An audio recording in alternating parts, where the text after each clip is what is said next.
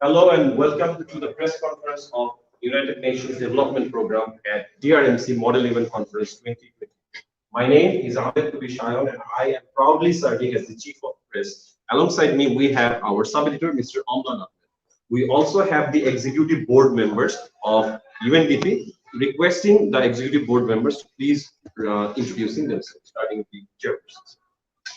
I'm Mohammad Ashikul Islam, serving as the chairperson of this committee, UNDP, in DRMCMUN 2020. Good morning, everyone. My name is Aditya Chaudhary, and I'm serving as the vice chairperson in this particular committee. Good morning, delegates and IP correspondents, along with the chief of press. I'm Lamir Rosa, serving as the director of UNDP. Thank you so much, honorable executive board members. So UNDP this year is discussing the agenda promoting sustained, inclusive and sustainable economic growth, full and productive employment and decent work for all in the post-pandemic economy. On that topic, for the past few days, the delegates have been discussing.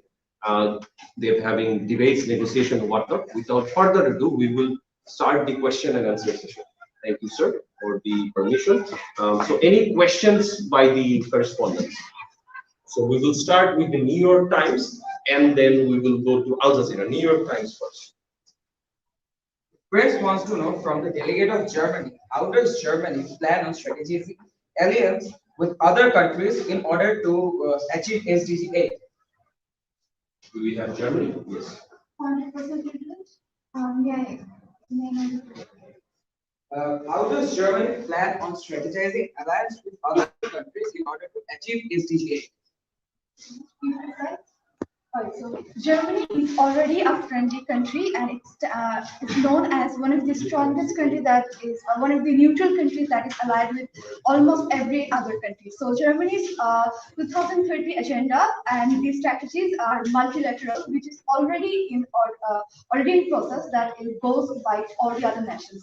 So all the strategies is to include the other countries forming alliance with the developed and then investing or funding or helping the underdeveloped or developing. Thank you, Delegate of Germany. Al Jazeera, followed by Reuters. The United States of America opposed the Belt and Road Initiative, even though many developing and underdeveloped countries claim that the project will help them. The press wants to know, why does the USA oppose the initiative? You want to know from USA? Yes. USA. Dear correspondent, do understand that China has been trying to manipulate these countries into thinking that this solution is a solution that will help them. Yes, it helps them in the short term, but no, it does not help them in the long term, as it stakes their integrity at line. Thank you, Honorable. Thank you. We have Reuters, followed by AFP. Reuters first. Before discussing about promoting decent work for all in the post-pandemic world, shouldn't the delegates at first focus on the major workforce who have been performing odd and risky jobs throughout their lives at a very low wage? The press wants to know the opinion of the delegates. So anyone can answer. Please raise your placard if you want to answer the question. For your convenience, can we have the first few parts of the question repeated? For everyone's convenience.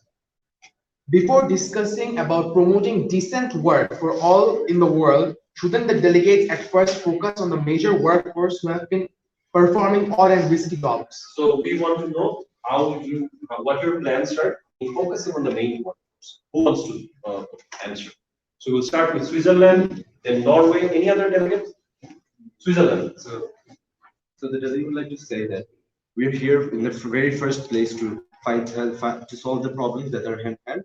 And we believe that the situation, the dire situation and conditions that you are talking about is in effect a part of making a decent workplace in the first place. And thus we would also like, the developed nations are here to help. However, with the different affiliated or UN organs, we would like to help developing nations achieve this goal. For example, the delegate would like, for example, work with UN ODC to mitigate the problems like human trafficking and also other like modern slavery, and also UNHRC and ILO to ensure that the workers' rights are being exercised. Thank you.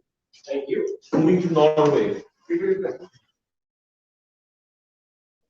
Then, honorable correspondent, when you are asking that whether we are working with the workforce or not, well, understand that we already have an SDG related to the workforce, and nonetheless, even if we are talking about our agenda, SDG 8, SDG 8.10 is about protecting labor rights and union. So we are indirectly including in our agenda your workforce when we are discussing it in the United Nations Development Program. Thank you. Thank you.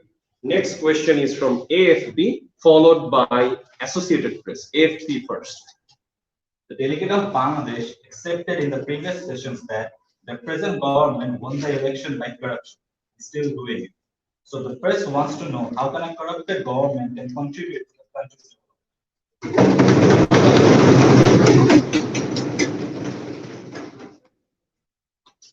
Honorable delegates, first of all, it's really an unprofessional behavior from a correspondent of directly blaming a government side that they are being corrupted. Secondly, honorable delegate, understand this particular fact.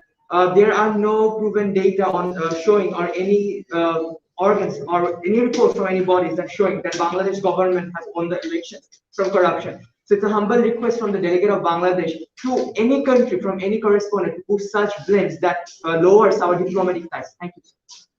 Thank you for your comments. We also appreciate the comments made by the delegate of Bangladesh. It's the duty and responsibility of the press to point fingers where it's required. So we hope that the Bangladeshi government will help the international press in allowing access to information so that we can find and investigate further on this issue. The press do not have any right to demand, accuse, or simply state that this is corrupted. We investigate. That's our job. Thank you for your comments. Moving to the next question. Associated Press, followed by CNN. The question goes for the delegate of Norway. Norway's unemployment rate increased to 13.6% from 3.4% following the COVID-19 outbreak. Thus, the press wants to know what are the government's significant stances on reviving this massive increase of unemployment. Yes, sir. Thank you, honorable correspondent. Well, honorable correspondent, for your information, if we check our government data, our unemployment rate rose to 5. Our unemployment rate did grow, but according to recent statistics, it has again decreased to 3.6%. However, to answer your query, our government provided loans worth 50 billion to small and medium enterprises, considering that was the workforce which experienced the most work layoff. Thank you. Thank you so much. Moving to CNN, followed by Xinhua. UK said that people have to adapt to COVID-19, whereas health experts say it should be treated like flu. Considering these statements, what does UK decide to do? The press wants to know. UK. Adapting to the pandemic, also the delegate of United Kingdom has stated that following the government instructions. So if that situation is that worse, the government would definitely inform its people and would encourage everyone to follow that instruction and then adapt to the situation. Thank you. And Xinhua, followed by BBC. Xinhua. Bangladesh is lagging in ensuring the safety and security of women in their workplaces. The press wants to know regarding the mass development, how will Bangladesh provide a secure work environment for its female citizens?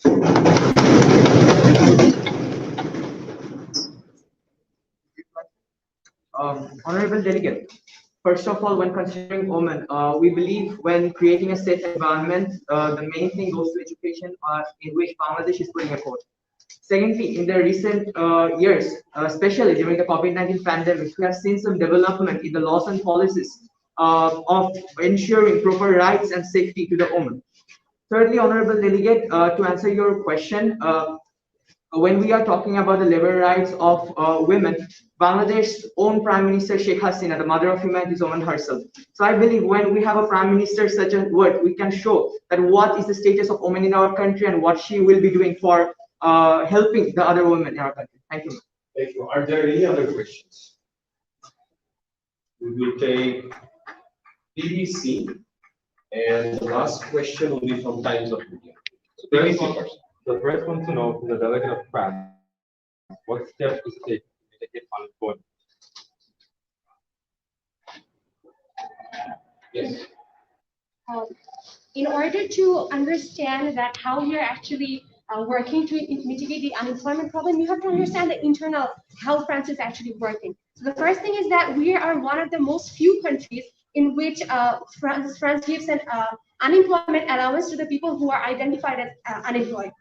And for further unemployment crises and problems, so we have a budget of $34 billion euros in the plan of France 2030, and that is definitely going to eradicate the unemployment problem for a very long period of time.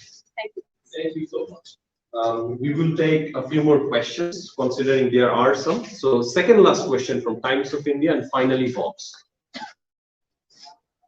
The press wants to know from the delegate of Bangladesh how Bangladesh has a good mental health rate, while the suicide hotlines like Canpete even answers a call after 3 days.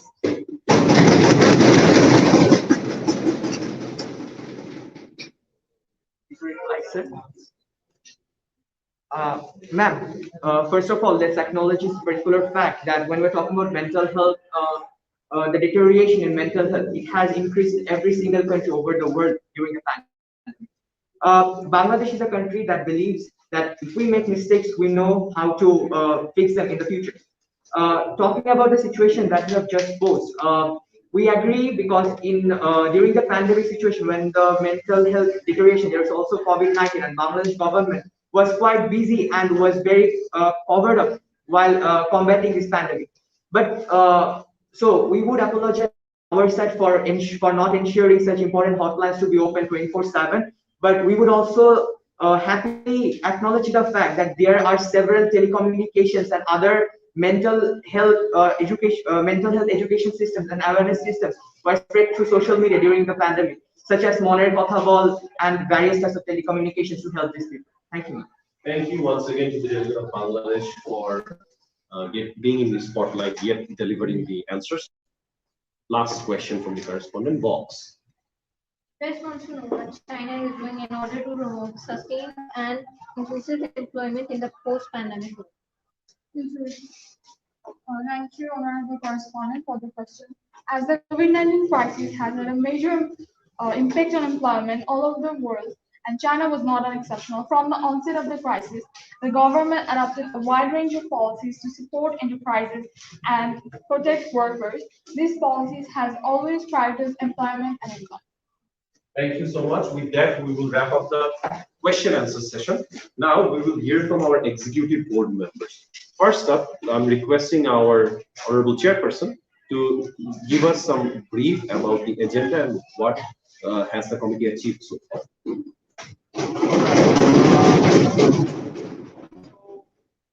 After seeing the delegates, it's a beginner committee, but it don't behave like a beginner committee. And we have a very tough time here on the dais because there are lots of cheats and almost everyone wanted to speak. And we have completed 5 mods, and after that we have only 1 working paper so far, and that includes 51 solutions, which is great from a beginner committee. And talking about the agenda, it focuses that after in the post-pandemic time, how we can sustain our economy, how we can sustain the industrialization, and it's focused on SDG 8. So I think so far the delegates are doing great.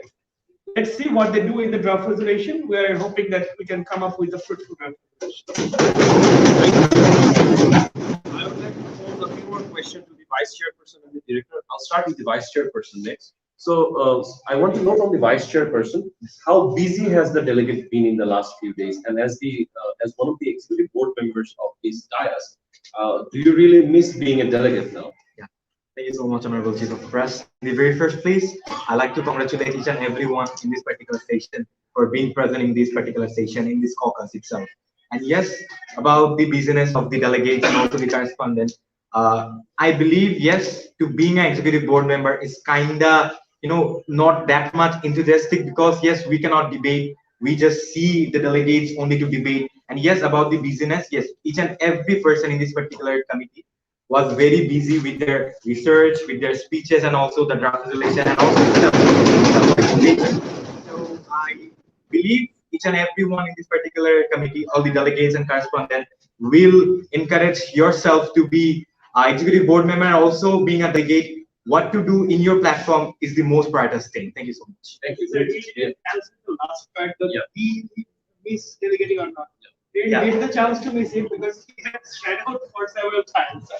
All right, thank you. That information is helpful. Moving to the director, how is the transition from coming over from that side of the table to this side? First of all, the transition it's like a very big journey. Like, I've been delegating for like so long, and then I see like there's something totally different. Like when I used to delegate, there are so many things that I needed to take into consideration, like the diplomacy, the art of negotiation, and then also policy making. So kind of missing that, but at the same time, it's so fun to see who's like more smarter, who has better ideas when it comes to negotiation, and also who has the art of policy making. We got so many substantial shifts. Sometimes it's so amazing to even see who's breaching foreign policies, who's doing it right, and then you've seen like a very intense fight yesterday between the delegates, because though they wanted to work harmoniously, but there were certain policies that they also wanted to stay intact. So yes, the transition had been incredible, but at the same time, it has been like really, really worth it. Thank you, ma'am. One last comment. I would request from the chairperson, considering we have a few hours remaining in the conference for the substantial to be done, what can the entire world expect from UNDP after we have reached the final committee session? So one solution or any solution is not perfect for all the time. So it's need modification. But we believe that after the pandemic, or waves are coming, we cannot say when the pandemic ends, but we believe that delegates will be able to find those kind of solution which can lead the way that how it should be formulated and how it can be made sustainable from all perspectives. Thank you so much, everyone. On that note, we have to wrap up. We would love to continue asking more questions. We love the debate, but for anyone who's joining, it's just a disclaimer that this is only a simulation. The entire discussion has been done in the positive spirit for educational purposes. So anyone who's joining in, do not be confused. It's only a simulation. And we sign out from UNDP at DRMC Model Event Conference 2020. Until the next update comes, please stay tuned on our Facebook page. Bye-bye.